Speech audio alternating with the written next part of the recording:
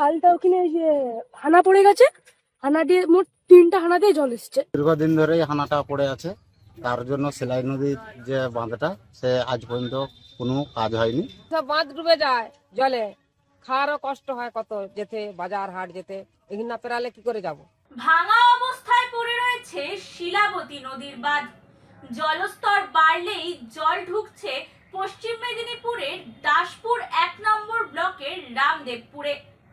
গ্রামের একাধিক কৃষি জমি থেকে রাস্তাঘাট সবই ডুবে গিয়েছে। শীঘ্রই বাঁধ মেরামতের দাবি গ্রামবাসীদের। দীর্ঘ বছর ধরেই শিলাবতী নদীর বাঁধ ভাঙা অবস্থায় পড়ে রয়েছে বলে অভিযোগ। নদীর জল বেড়ে কয়েকদিন আগেই জলমগ্ন হয়েছিল একাধিক গ্রাম। সেই জলযন্ত্রণার করুণ ছবি পশ্চিম মেদিনীপুরের দাসপুর 1 নম্বর ব্লকের রামদেবপুরে। স্থানীয় বাসিন্দারা জানাচ্ছেন, এলাকায় বন্যার সংজ্ঞা একেবারেই পাল্টে গিয়েছে। আগে ঘাটাল মহকুমায় প্রচুর পরিমাণে বৃষ্টি হলে শিলাবতী ও ঝুমি নদীর জল বেড়ে প্লাবিত হতো ঘাটাল ও দাসপুরের বিস্তীর্ণ এলাকা। বর্তমানে ছবিটা একেবারেই উল্টো। ঘাটাল মহকুমায় সেই পরিমাণে বৃষ্টি না হলেও এবছর শিলাবতী নদীর জল বেড়ে দাসপুরের রাজনগর পঞ্চায়েতের একাধিক গ্রাম প্লাবিত হয়েছে। কারণ রামদেবপুর এলাকায় দীর্ঘ কয়েক বছর ধরে ভাঙা বাঁধ দিয়ে জল ঢুকেছে রাজনগর, রামদেবপুর, সামাট, হোসেনপুর সহ বেশ কয়েকটি গ্রামে। ডুবেছে কৃষিজমি থেকে রাস্তাঘাট।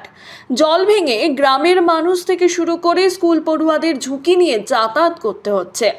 কবে সমস্যার সমাধান হবে তা বলতে পারছেন না গ্রামের বাসিন্দারা। কিভাবে জল আসলো এখানে? ওই খালটা ওখানে যে হানা পড়ে গেছে, হানা দিয়ে মোট 3টা হানা দিয়ে জল এসছে। ওখানে হানা পড়ে গেছে 3টা, ওখান দিয়ে জল এসছে। নৌকো চলে, মানে যারা প্রাইভেট, যাদের নিজেদের, তারা চালায়, নইলে কাকু নিয়ে যায়নি।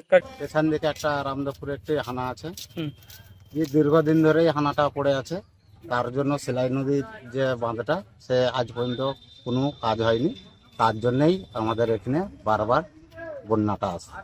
যতদিন বর্ষা থাকে ততদিন এরকম জল যন্ত্রণা ভোগ করতে হয় আমাদেরকে। আগেও যে প্রশাসন ছিল তারাও উদ্যোগ নিয়েছে, তারাও তো কিছু করতে পারেনি। এখন দেখা যাক নতুন সরকার এসে সে কতটা কি উদ্যোগ নিয়ে কাজ করতে পারে। আর এখানে যদি বাঁধ বাঁধেনি তাহলে কি করবো আমরা, বলো? এরকম পরিস্থিতিই রয়েছি আমরা। অনেক দিন জল থাকে, এইসব বাঁধ ডুবে যায় জলে, খাওয়ারও কষ্ট হয় কত, যেতে বাজার হাট যেতে, এখানে না পেরালে কি করে যাব। হাঁড়ি ধরে ধরে সত্তরে নৌকা নাই, কিছু নাই।